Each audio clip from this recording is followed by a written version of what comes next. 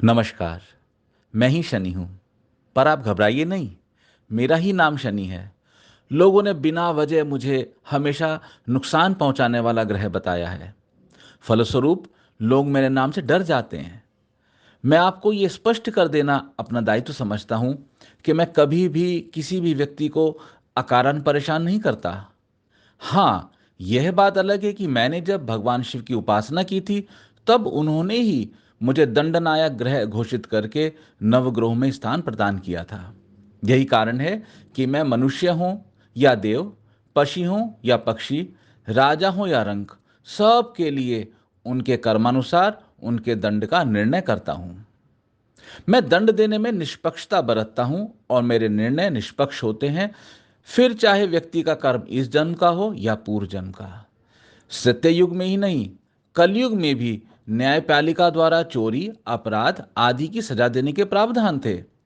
यह व्यवस्था समाज को आपराधिक प्रवृत्ति से बचाए रखने हेतु की गई है। इससे स्वच्छ समाज का निर्माण होता है और अपराध की पुनरावृत्ति नहीं होती। मेरी निष्पक्षता और मेरा दंड विधान जग जाहिर है। यदि अपराध या गलती की है, तो देव हो या मनुष्य, पशु हो या पक्षी, माता हो या कोई भी हो, मेरे लिए सब समान है। मेरे पिता सूर्य ने जब मेरी माता छाया को प्रताड़ित किया, तो मैंने उनका भी घोर विरोध करके उनको पीड़ा पहुंचाई।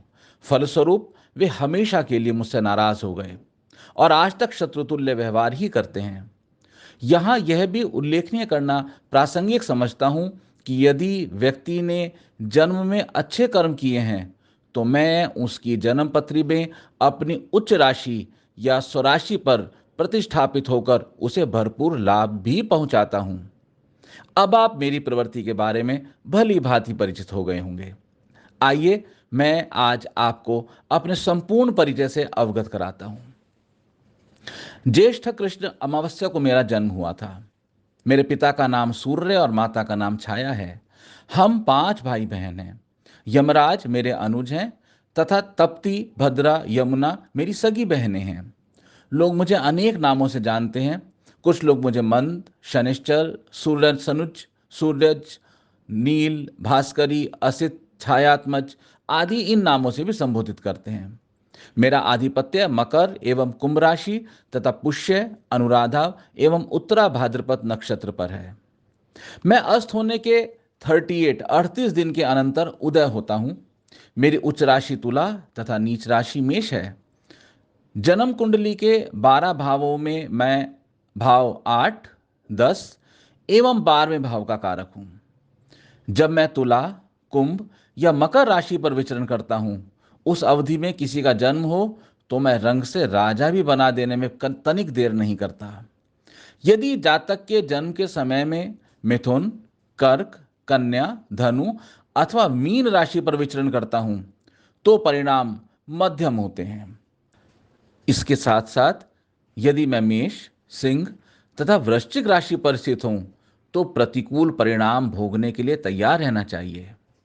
हस्तरेखा शास्त्र में मध्यमा अंगुली के नीचे मेरा स्थान है तथा अंक ज्योतिष के अनुसार प्रत्येक माह की 8, 17, 26 अर्थात 8, 17 एंड 26 तारीख का मैं स्वामी हूं।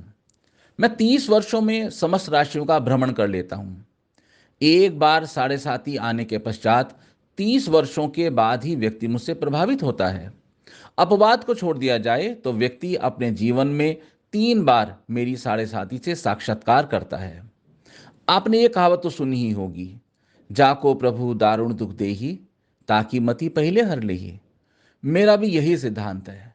जिस व्यक्ति को मुझे दंड देना हो, मैं पहले उसकी बुद्धि पर अपना आक्रमण करता हूं अथवा उसे दंड देने के लिए किसी अन्य की बुद्धि का नाश करके जातक को दंड देने का कारण बना देता हूं।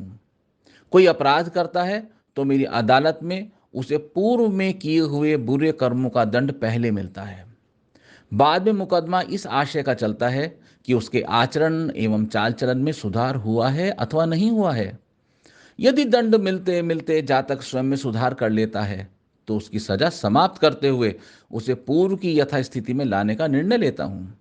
साथ ही यदि उसका चाल चलन उत्कृष्ट रहा हो, तो उसे अपनी दशा अर्थात सजा की अवधि के पश्चात अपार धन दौलत तथा वैभव से प्रतिष्ठापित कर देता हूँ। मेरा कार्य इस सृष्टि को नियम पूर्वक चलाना है।